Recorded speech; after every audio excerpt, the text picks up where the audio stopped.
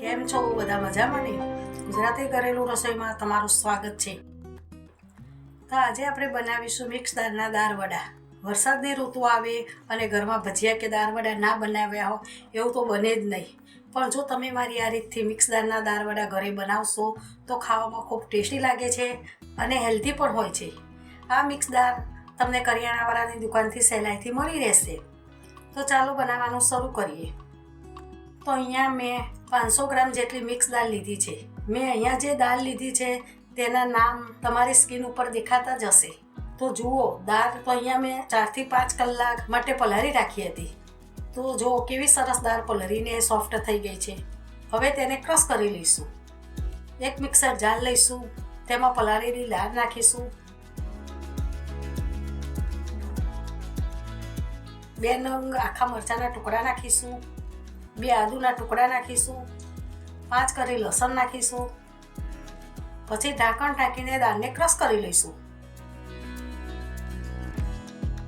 તો જુઓ, દાળને આવી રીતે ક્રશ કરવાની. તો બધી દાળને આવી રીતે ક્રશ કરી લઈશું. હવે ક્રશ કરેલી દાળને એક બાઉલમાં કાઢી લઈશું.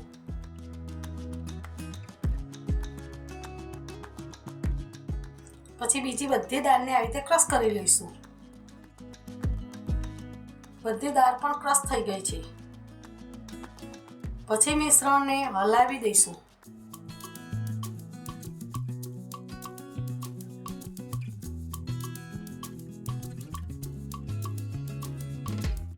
પછી તેમાં 1 નંગ સમારેલી ડુંગળી નાખીશું, સ્વાદ અનુસાર મીઠું અને ચપટી હિંગ નાખીશું. પછી મિશ્રણને હાથથી બરોબર હલાવી દઈશું. મિશ્રણને ખૂબ હલાવવાથી મિશ્રણ સોફ્ટ બને છે અને આપણા દાળ વડા સરસ સોફ્ટ અને ક્રિસ્પી બને છે.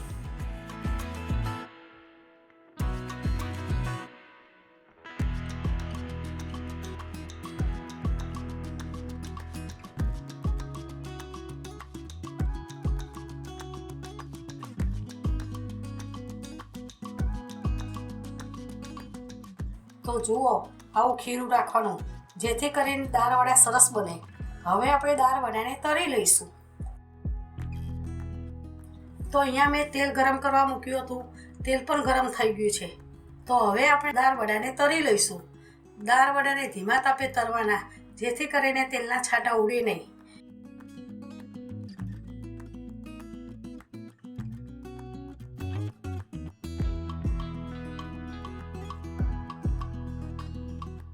એક બાજુથી તળાઈ ગયા પછી ઝારાની મદદથી બીજી બાજુથી ફેરવી લેવાના.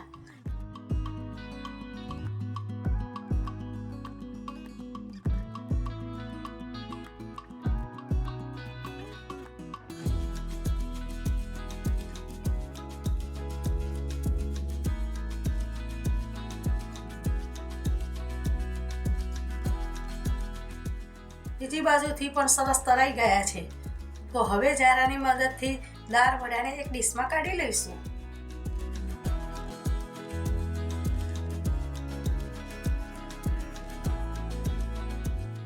તો બધા દાળ વડા આવી રીતે તળી લઈશું. તો જુઓ, આપણા દાળ વડા કેવા અંદરથી સોફ્ટ અને બહારથી ક્રિસ્પી બન્યા છે. તો આ ગરમા ગરમ દાળ વડાને તમે ખજૂર આંબલીની ચટણી સાથે કે મરચાં કે ડુંગળી સાથે ખાઈ શકો છો. તમે પણ મારી આ રીતથી મિક્સ દાળ વડા ઘરે બનાવશો તો બધાને ખૂબ જ ભાવશે અને તમને વારંવાર બનાવવાનું મન થશે. તમને મારી આ રેસીપી ગમી હોય તો મારા વિડીયોને લાઈક કરજો અને મારી ચેનલને સબસ્ક્રાઈબ કરજો. જય શ્રી કૃષ્ણ.